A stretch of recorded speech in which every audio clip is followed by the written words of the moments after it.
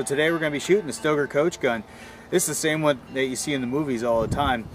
Now it's a double barrel 20 gauge with an 18-inch barrel, and this one's chambered for 3-inch shells, so this can take the magnums.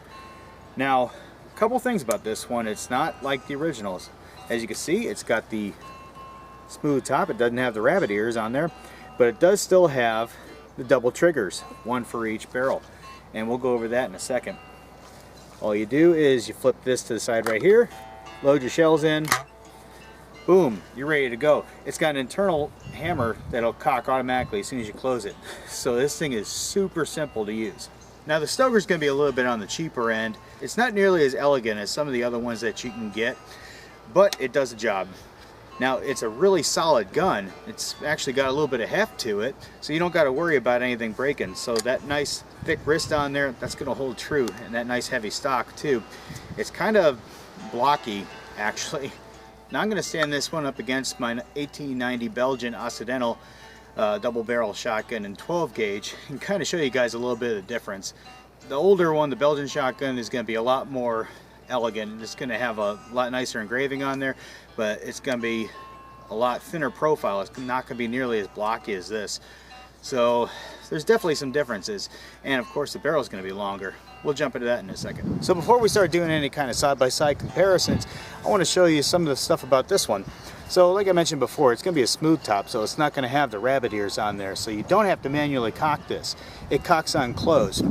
But another thing about it, even though it is a modern shotgun, it does not self-eject. So you got to manually pull those shells out of there. So all you cowboy action shooters, this is going to be right up your alley. Hopefully that wind's not going to cause us problems.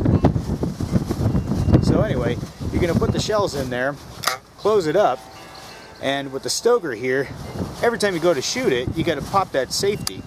So every time you open the shotgun, it automatically puts the safety on. So that's just one of those features that Stoeger incorporated into the shotgun. So anyway, you're going to notice it's still got the double triggers on there. The rear one will fire the left barrel. The front one will fire the right barrel. So if you wanted to, for whatever reason, shoot one barrel instead of the other, you have that option.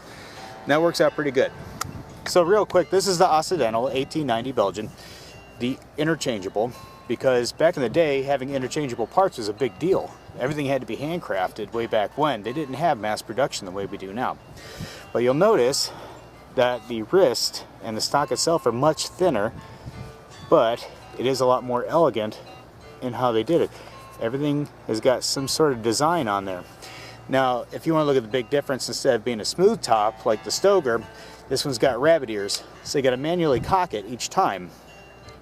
And it fires the same way. Front trigger does right, rear trigger does left. And it's the same way. You pop it open from the rear, and you got to manually extract those shells. There's no safety on this one, just your fingers and those hammers.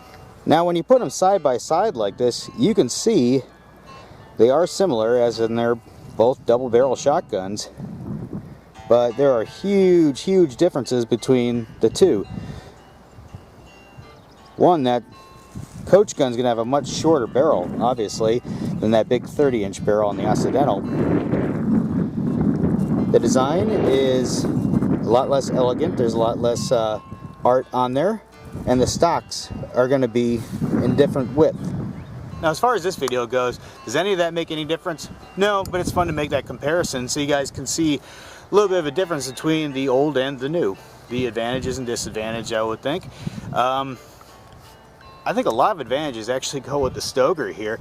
A lot less thinking because you don't have to cock the hammer each time, but you do still have to deal with that safety. The triggers are essentially the same. Now I kind of like that this has got a little bit more heft. It feels more solid.